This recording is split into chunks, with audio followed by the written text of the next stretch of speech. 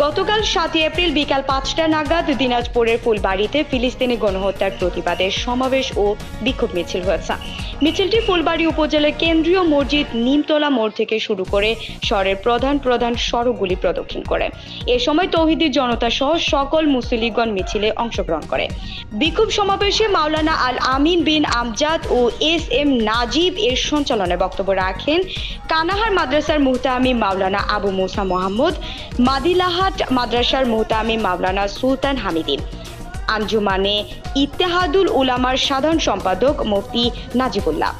এছাড়াও আরো বক্তব্য রাখেন জিএড ফোর্সের সদস্য শামস, নাগরিক কমিটির ফুলবাড়ি শাখার দায়িত্বপ্রাপ্ত ইমরান নিশাদ চৌধুরী, বৈষম্য বিরোধী ছাত্র আন্দোলনের অন্যতম নেতা সাগর সহ অন্যান্য রাজনৈতিক সংগঠনের নেতাকর্মীরা।